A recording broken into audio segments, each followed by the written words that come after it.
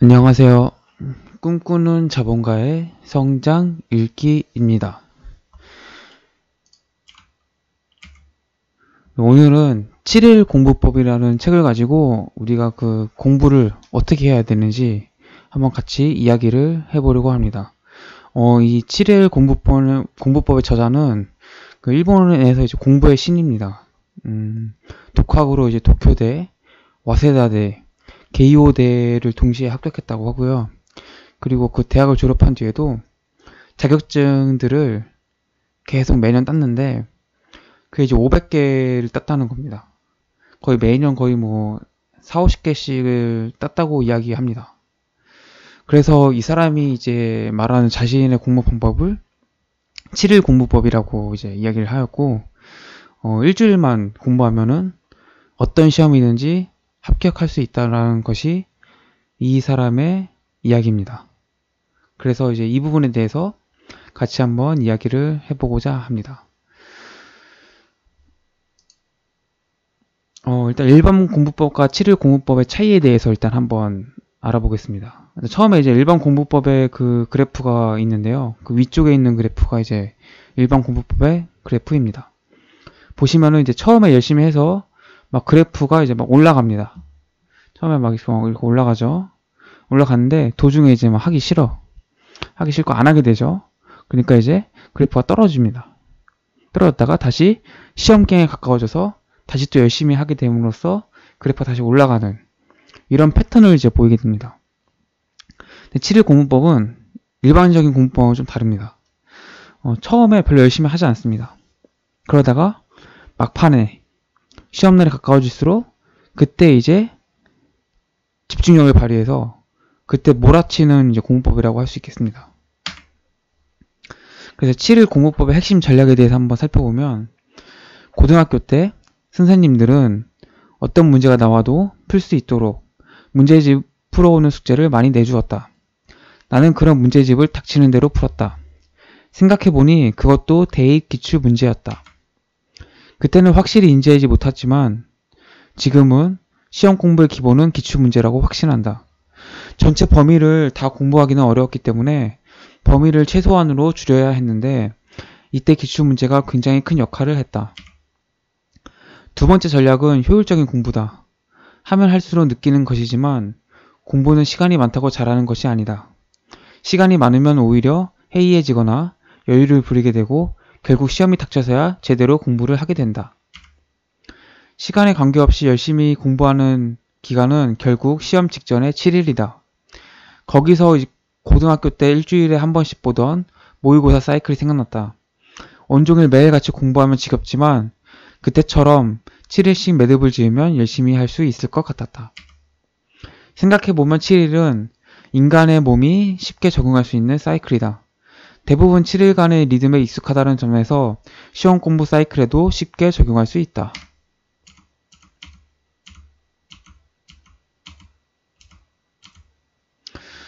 7일 공부법이 이제 왜 해야 되는지, 7일 공부법의 핵심 전략들이 나오는데요. 이제 하나하나 살펴보면은, 7일 공부법을 했을 때 7일간이 이제 공부하는 그, 뭐랄까요, 텍스트라고 할까요? 그건 이제 기출 문제라는 거죠. 7일 공부법에서 가장 중요하게 생각하는 이제 기출 문제다. 그러니까 대부분 이제 처음 일반적인 공부법에서는 대부분 뭐 기본서를 가지고 공부하지 않습니까? 근데 이 7일 공부법은 그 기본서가 아니라 그 기출문제를 가지고 이제 공부를 합니다. 그래서 기출문제를 해서 범위를 이제 최소한으로 줄이는 겁니다. 그러니까 뭐 기본서를 보면은 나오는 부분도 있고 안 나오는 부분도 다 이제 서술이 되어 있지 않습니까? 근데 기출문제를 보면은 나왔던 문제들만 보게 됨으로써 내가 이제 공부할 범위를 줄일 수 있는 그런 중요한 요점을 이제 정리할 수 있는 겁니다. 그 다음에 이제 여기서 효율적인 공부를 이야기합니다. 우리가 일반적인 공부법은 뭐 시험 기간 한 달 전 혹은 그 이상 그 시험 딱 계획을 짜가지고 공부 열심히 하는 건데, 어차피 그렇게 짜봐야 시험이 닥쳐서야 이제 공부 열심히 하게 된다는 것이 이 사람의 이야기입니다. 그래서 오히려 이제 그렇게 일반적인 공부법을 하더라도 결국 공부하는 제 기간은 7일밖에 안 되더라. 그럴 바에는 뭐하러 미리부터 일찍부터 이제 공부를 하냐 그건데, 그래서 이 사람은 애초부터 그냥 7일을 빡세게 해라. 7일 열심히 해라. 이런 이야기입니다. 그래서 7일만 열심히 해도 얼마든지 시험에 합격할 수 있다. 좋은 시험 점수를 얻을 수 있다는 겁니다. 뭐 그 근거로서 이제 뭐 인간의 몸 자체가 굉장히 그 7일간의 리듬에 굉장히 익숙해져 있다고도 이제 이 사람은 이야기하고 있습니다. 문제를 외워야 한다. 문제를 일일이 풀면서 공부하면 시간이 아무리 많아도 제때 끝낼 수가 없다. 풀지 말고 외워야 한다. 고등학교 시절 참고서를 보고 내용을 외웠듯이 머리로 생각하려 하지 말고 통째로 외워서 그대로 꺼낸다. 그리고 자주 나오는 문제는 뒤로 미룬다. 그러니까 이제 일반적인 공부법에서는 그 문제를 풀고 채점을 하고 왜 틀렸는지 그걸 살펴보고 문제를 이해하려고 하죠. 그런데 이제 7일 공부법은 다릅니다. 7일 공부법은 그냥 문제를 외우는 겁니다. 푸는 게 아니에요. 그냥 기계적으로 외우라는 거죠, 문제를. 왜냐면은 일단은 7일만 딱 공부하는 거기 때문에 그 시험 공부의 방당량을 기출문제만 보더라도 일단 양이 많잖아요. 그래서 그 문제를 일일이 풀면서 일일이 이해하면 안 돼요. 시간이 없습니다, 그러면은. 그러니까 풀지 말고 외워라는, 문제 자체를 그냥 큰 통째로 외우라는 거죠. 근데 여기서 또 중요한 게 뭐냐면은 자주 나오는 문제는 또 뒤에 가서 공부를 해야 됩니다. 자주 나오는 문제부터 처음부터 다 공부하는 게 아니라 자주 나오는 빈출 문제들은 오히려 뒤에 가서 공부를 해야 된다는 게 이 사람의 이야기입니다. 이거 뒤에 가서 이제 나오니까 그때 또 자세히 설명을 드리겠습니다. 망각곡선을 거꾸로 이용해라. 여기 나오는데 기억력에 대해 연구한 심리학자 헤르만 에빙하우스의 망각곡선에 따르면 인간은 한 번 외운 것을 시간의 흐름에 따라 급격히 잊어버린다고 한다. 동일한 내용을 1시간 후에 다시 외우려면 처음 외운 시간의 56%가 필요하고 24시간 뒤에는 74%의 시간이 필요하다. 따라서 이것을 역으로 적용하면 된다. 잊어버리면 안 되는 내용, 즉 중요한 내용은 기억이 휘발되지 않도록 뒤로 미루었다가 시험 직전에 외우라는 것이다. 길게 텀을 주고 여러 번 반복하느라 시간을 낭비하는 대신 시험 직전에 집중해서 외우면 효율적으로 기억에 남길 수 있다. 예를 들어 일요일이 시험이면 중요한 부분은 토요일에 공부한다고 생각하자.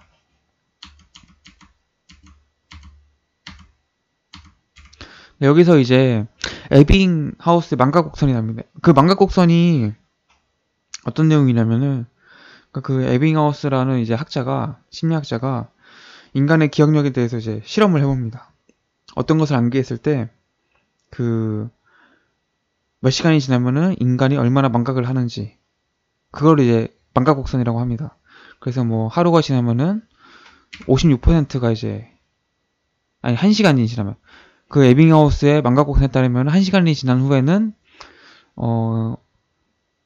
그것을 똑같은 잊어버린다는 얘기죠. 잊어버려서 다시 그것을 외우려면은 처음 외웠던 그 걸리는 시간에 56%를 투입을 해야지 다시 외워진다는 겁니다.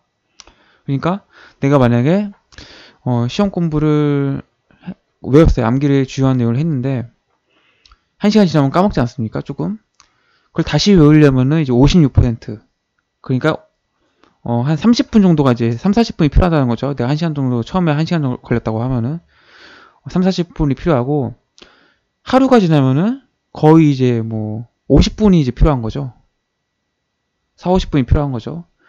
이런 식으로 인간의 그 망각을 하기 때문에 차라리 이 망각곡선에 따라서 역으로 이용하자는 거죠. 시험 직전에 미루는 거죠. 시간이 지날수록 어차피 우리가 다시 망각을 하게 되고 다시 외우는데 또 시간이 걸리기 때문에 아예 그럴 바에는 시험 직전에 그냥 외워서 이 망각되는 부분을 최소화시키자라는 것이 이 일본판 공신의 이야기입니다. 이 책의 저자죠. 이 책의 저자의 이야기입니다. 보통 이제 망각곡선을 어떻게 이용하냐면은 다른 공부법에서는 그 망각곡선에 주기가 있습니다. 이렇게 1시간에 이제 외우려면은 1시간 뒤에는 56%가 필요하니까 그 전에 이제 다시 새로운 게 아니고 그 외웠던 걸 다시 봄으로써 망각곡선의 그 텀을 어떻게 보면 이제 그 망각곡선의 텀을 이제 망가뜨리는 거죠. 어떻게 보면은. 그러니까 잊어버리기 전에 다시 외우고 잊어버리기 전에 다시 외우고 이렇게 함으로써 암기한 것을 잊어버리지 않도록 하라고 대부분의 공부법 책에서 이야기하는데, 이 책의 저자는 아예 그냥 망각곡선이 그렇다면은 우리가 제일 중요한 법은 가장 시험에 가까운 시간을 외우자라는 거죠. 그러니까 시험 전날 외워버리면은 그만큼 망각되는 부분은 적으니까 훨씬 효율적으로 공부할 수 있다는 것이 이 책의 저자의 이야기입니다. 시험 공략을 위한 4가지 포인트. 쓸데없는 공부를 안 하려면 먼저 시험 유형을 정확히 확인한다. 두 번째, 합격 기준점에 따라 시험 대책이 달라지므로 시험 요강이나 시험 기관의 공식 사이트에서 해당 내용을 확인한다. 세 번째, 절대평가나 상대평가냐에 따라서도 시험 대책이 달라진다. 상대평가 시험은 다른 응시자보다 1점이라도 더 얻어야 유리하다. 네 번째, 과락 기준이 있는 시험은 전 과목을 골고루 공부해야 한다. 그러니까 시험 공략을 하는 4가지 포인트 한번 살펴보면은, 첫 번째는 유형을 파악하라는 거죠. 어차피 우리가 기출 문제를 보면 알겠지만, 그 해당 시험의 그 기출 문제의 형태는 패턴이 돼 있어요. 뭐 A라는 형식, B라는 형식, C라는 형식으로 이제 문제 패턴이 정리가 되어 있기 때문에 이제 그런 식으로 이제 공부를 해야 된다는 거죠. 그 유형을 먼저 파악해야 된다. 우리가 주관식이 나오지 않는데 주관식 공부할 필요는 없잖아요. 객관식만 나오는 시험에서는 객관식에 맞도록 공부를 하면 되는 거고, 서술형이 나오면은 서술형에 맞도록 공부를 또 해야겠죠. 객관식만 나오는 시험에서 굳이 서술형을 대비하는 공부를 할 필요는 없는 거죠. 그래서 이제 시험 유형이 이제 먼저 파악하는 게 굉장히 중요하다라는 겁니다. 두 번째는 이제 합격 기준점을 이제 파악하라는 거죠. 그러니까 뭐 합격 기준점이 이제 시험마다 다 다릅니다. 뭐 예를 들어서 뭐 공인중개사 시험의 경우에는 뭐 평균 60점 이상을 맞으면 다 합격이 되는 시험이죠. 그다음에 뭐 어떤 시험은 뭐 70점 이상을 맞아야 되는 시험도 있고, 이런 식으로 이제 시험마다 합격 기준점이 다 다르다라는 겁니다. 그래서 이제 이 부분은 이제 시험 공식 사이트, 주관하는 공식 사이트에서 직접 이제 확인을 해야 된다라는 거죠. 합격 기준점이 어떻게 되는지. 세 번째는 이제 절대평가냐, 상대평가냐를 이제 구분해야 된다는 겁니다. 그러니까 어떤 시험은 절대평가로 이제 합격을 결정하고, 어떤 시험은 상대평가로 이제 시험 합격을 결정을 하는데, 이제 뭐 절대평가라는 거는, 몇 점 이상이면 무조건 합격을 주는 거죠. 만약에, 1000명이 시험을 봤는데, 1000명이 다 평균 60점을 넘었어. 이러면은 이제 모두 다 합격이 되는 거죠. 공인중개사의 경우 그렇습니다. 그런데 상대평가는 1000명 중에서 60점을 뭐 넘느냐 안 넘느냐가 중요한 게 아니라 내가 상위 몇 퍼센트 안에 들었느냐, 이게 중요해지는 거죠. 상대평가 시험은 뭐 대표적인 거는 뭐 수능 같은 게 있죠. 내가 뭐 다 맞는다고 1등 하는 게 아니라 상대방, 나를 제외한 모든 사람들이 다 틀렸어. 그럼 나는 한 문제만 맞았어도 내가 이제 1등을 할 수 있는 거죠. 그러니까 꼭 이제 절대평가처럼 60점을 맞을 필요가 없는 거예요. 이런 식으로 이제 시험의 성격이 상대평가냐 절대평가냐에 따라서 어떻게 이제 내가 득점을 가져가야 되는지가 달라지기 때문에 이 부분을 확인하는 게 정확히 중요하다. 절대평가냐 상대평가냐를 정확하게 이제 사전에 아는 것이 중요하다. 이것도 역시 절대평가 상대평가도 역시 시험을 주관하는 그 회사의 혹은 기관의 홈페이지에 가시면은 같이 나와 있습니다. 그러니까 거기에 들어가서 이제 확인을 하시면 될 것 같고요. 네 번째, 꽈락 기준이 있는 시험은 전 과목을 골고루 공부해야 한다. 그러니까 이 꽈락 기준이 있는 시험이라는 게 뭐냐면은, 그러니까 뭐 공인중개사를 예로 들겠습니다. 공인중개사의 경우 이제 60점을 맞으면 합격이긴 한데, 이제 꽈락 기준이 있어서 어떤 과목이라도 40점 이하의 점수, 40점 미만의 점수가 나오면은 점수가 몇 점이든 간에 이제 그 합격이 안 됩니다. 불합격이 되는 거죠. 그러니까 평균 6점이 넘어도 어떤 과목이 40점 미만이면은 뭐 38점이 나왔다고 한다면은 불합격이 되는 거죠. 그래서 여기서 이제 꽈락 기준이 있는 시험은 전 과목을 골고루 공부해야 된다는 게, 꽈락 기준이 만약에 없다면은, 꽈락 기준이 없는 시험이라면은 내가 수학이 너무 싫어. 수학은 너무 머리가 아파. 이러면 수학을 버리고 내가 잘하는 과목, 수학보다 훨씬 좀 쉬운 과목에서 더 공부 열심히 해서 평균 점수를 올려서 합격을 하는 전략을 할 수 있죠. 근데 이 꽈락 기준이 있으면은 수학도 어쨌든 간에 그 꽈락 기준을 넘어야 돼요. 그 기준을 넘지 못하면은 다른 과목들을 아무리 잘 봐도 불합격이기 때문에 이 꽈락 기준이 있는 시험에서는 전 과목을 이제 골고루 다 잘 보는 것이 중요합니다. 이 부분을 이제 명심을 하는 게 중요합니다. 이 네 가지. 다시 살펴보면은 시험 유형을 파악하고 합격 기준점이 있는지 없는지를 파악하고 시험의 절대평가인지 상대평가인지를 파악하고 시험 만약에 그 꽈락 기준이 있는 시험이라면은 전 과목을 골고루 공부해야 된다라는 것입니다. 기출문제를 구한 뒤 해야 할 일. 기출문제를 입수했다면 우선은 대충 훑어본다. 이 단계에서는 그냥 보기만 한다. 이해되지 않는 내용도 있겠지만 당황하거나 낙심할 필요가 전혀 없다. 아직 공부를 안 했으니 모르는 게 당연하다. 500번이 넘게 자격시험을 봤지만 나 역시 전혀 접해보지 않은 분야는 한 번 이상 봐야 한다. 여기서 보시면은 기출문제를 제일 처음 부분에서 말씀을 드렸지 않습니까? 기출문제 구하고 나서 제일 먼저 해야 될 거는 이제 쭉 한번 훑어보는 겁니다. 문제를 푸는 게 아니에요. 그냥 문제를 보는 거예요. 그냥 문제를 보고 뭐 답이 뭔지도 한번 같이 보는 거죠. 그래서 내가 이 부분, 이 시험에 대한 내용을 어느 정도 알고 있는지, 어떤 내용이 어떻게 출제되고 있는지를 한번 확인을 해보는 겁니다. 한번 볼 때는 당연히 이제 모르죠. 대부분 모르는 게 당연한 겁니다. 이거는 역시 여기 일본판 공신도 같은 이야기를 합니다. 500번이 넘는 자격시험 봤지만 나 역시 전혀 접해보지 않은 분야는 한 번 이상 봐야 된다. 그러니까 내가 처음 봐도 모르는 게 당연하니까 모르더라도 전혀 당황할 필요 없이 그냥 내가 이런 부분을 알고 이런 부분을 모르는구나. 그냥 내용을 한번 쓱 훑어보는 게 이제 중요합니다. 너무 부담을 가질 필요 없다는 이야기죠. 출제 경향을 분석하는 방법. 1. 정오 판정, 어구 선택 등 출제 유형을 보고 시험의 특징을 파악한다. 2. 문제가 어떤 분야에서 출제되는지 보면 주제를 알 수 있다. 그러니까 이제 출제 경향을 파악하는 방법은, 분석하는 방법은 두 가지가 있습니다. 첫 번째는 이제 정오 판정. 정오 판정이란 거는 이게 왜 정답이 되고 정답이 되지 않는지를 이제 판단하는 그 시험 방법이죠. 그래서 그 부분을 파악하는 거죠. 이래서 정답이구나. 이래서 이건 정답이 되지 않는구나. 이거를 정확하게 파악해야지 이제 이 시험이 어떻게 출제를 하는지를 볼 수 있다는 거죠. 어구 선택. 이제 표현하는 방식이 있습니다. 문제를 표현할 때 이 부분을 어떻게 표현하는지, 어떤 언어를 선택하는지, 어떤 어휘를 선택해서 문제를 출제하고 어떤 답이 되는지, 이런 것들을 정확히 파악한다는 겁니다. 그러니까 같은 말이라도 뜻은 같더라도 진짜 아다르고 어다르다고 꼬아서 내면은 이게 어떤 답은 틀리는데 어떤 답은 또 맞는 게 됩니다.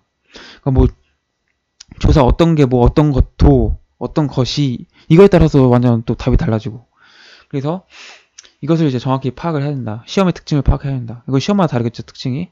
그래서 정오 판정, 어떤 것을 문제를 정답을 하고 어떤 것이 오답의 답안지가 되는지를 이제 파악을 하고 어구 선택을 어떻게 하는지를 파악을 하셔야 된다는 겁니다. 이것을 통해서 출제 유형, 출제를 어떤 식으로 하고 있구나를 이제 아셔야 된다는 거죠. 두 번째는 문제가 어떤 분야에서 출제되는지 주제를 알 수 있다. 그러니까 이거는 이제 시험이 어느 부분에서 나오는지 안 나오는지가 이제 또 시험마다 또 특징이 있습니다. 그래서 어떤 부분에서 주제 출제를 하는구나. 이것을 이제 파악을 하셔야 된다는 거죠. 그러니까 이 문제를 먼저 보면 중요한 게, 문제를 먼저 보면은 문제가 나오는 부분과 나오지 않는 부분이 이제 갈리게 되는 거죠. 그래서 문제 나오는 부분을 많이 이제 공부하면 되는 거죠. 우리 같은 경우에는. 그래서 출제 경향은 이제 이렇게 분석하면 됩니다. 이 시험 문제를 풀지 못하는 세 가지 경우. 첫 번째는 이제 문제풀이에 필요한 지식이 없다.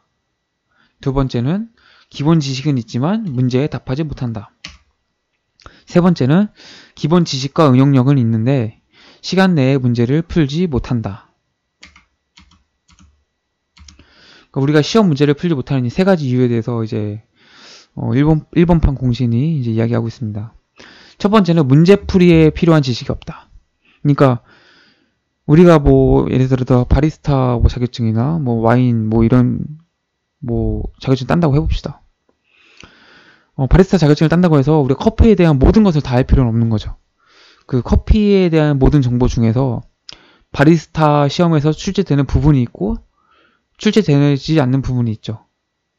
그리고 출제되는 이제 부분의 지식이 바로 이제 문제풀이에 필요한 지식이 되겠죠. 그러니까 우리가 이제 문제풀이에 대한 지식을 쌓는 게 목적이지 커피에 대해서 공부하는 게 목적이 아니잖아요. 만약 바리스타 자격증을 딴다고 한다면은. 그렇기 때문에 우리는 문제풀이에 필요한 지식을 쌓으면 되는 거예요. 커피에 대한 지식을 쌓는 게 아니라. 대부분의 많은 사람들은 바리스타 자격증을 공부하면은 커피에 대한 공부를 막 하려고 하죠. 이런 것들이 잘못됐다. 그러니까 문제풀이에 대한 지식을 쌓는 게 중요하다. 문제풀이에 대한 지식과 그 해당 분야에 대한 지식을 구분할 줄 알아야 된다는 겁니다. 그러니까 우리가 뭐 요리 자격증을 딴다고 해봅시다. 한식 자격증을 딴다고 했을 때 한식 자격증을 따는 데 필요한 지식이 필요한 거지 한식에 대한 공부를 할 필요는 없는 거예요. 그러니까 이걸 구분하는 게 중요하다. 두 번째는 이제 기본 지식은 있지만 문제에 답하지 못한다. 그러니까 이제 우리가 문제풀이 공부를 하더라도 이것을 또 다시 문제 푸는데 적용하는 데는 또 이제 다른 문제가 되는 거죠. 그 문제의 기출문제에 주로 나와 있는 문제의 내용들을 공부하더라도 이것이 문제에 어떻게 변형되어서 어떻게 출제되는지에 대해서 공부를 해야 된다는 게 이제 두 번째 이야기입니다. 그러니까 기본 지식이 있어도 문제에 답하지 못한다는 게 바로 이제 그런 의미가 되겠죠. 문제가 어떻게 출제되는지, 해당 우리가 공부한 내용들이 어떻게 문제로 출제되는지를 이제 같이 공부해 봐야 된다는 거죠. 세 번째가 이제 시간이 부족해서 문제를 못 푼다는 거죠. 그러니까 뭐 공인중개사 시험의 경우가 대부분 그렇습니다. 이제 50대, 60대가 많이 보지 않습니까? 이러다 보니까 문제에서 묻는 지식도 다 알고 문제를 어떻게 풀어야 되는지도 아는데 이 문제를 읽는데 시간이 굉장히 오래 걸리는 거죠. 그래서 대부분의 이제 나이 드신 분들이 공인중개사 시험에서 애를 먹는 게 시간이 부족해서 이제 문제를 못 풀었다는 말씀 많이 하십니다. 그러니까 이런 경우는 아까 말했듯이 문제를 통째로 외워서 문제를 다 읽지 않아도 이런 내용 하고 있구나 하고 풀 수 있도록 이 정도의 이제 경지에 다다라야 하는 거죠. 그래서 이 시험 문제를 풀지 못한 세 가지, 시간이 없어서 문제풀이에 필요한 지식이 없어서 문제에 답하지 못해서 이 세 가지를 극복하면은 이 세 가지 문제를 해결하면은 우리가 시험 문제를 풀 수 있게 된다는 이야기입니다. 네, 꿈꾸는 자본가의 성장 읽기 7일 공부법에 대해서 같이 이야기를 해보았습니다. 첫 번째 이야기였고요. 두 번째 이야기도 있거든요. 두 번째 이야기도 제가 이제 정리를 해서 올릴 생각입니다. 그래서 1번판 공부의 신이 말하는 모든 시험은 7일이면 충분하다. 에 대해서 한번 같이 이야기를 해보았고요. 꿈꾸는 자본가의 성장 읽기는 경제적 자유를 실현할 수 있는 다양한 지식과 정보, 자기개발에 대한 이야기를 함께 나누고 있습니다. 이런 부분들에 대해서 관심이 있으신 분이라면 유튜브에서 성장 읽기를 검색하시면 제가 올린 영상들을 만나실 수 있고요. 더 나아가서 구독해 주시면은 저에게도 큰 힘이 됩니다. 오늘은 여기까지 마치도록 하겠습니다. 고맙습니다.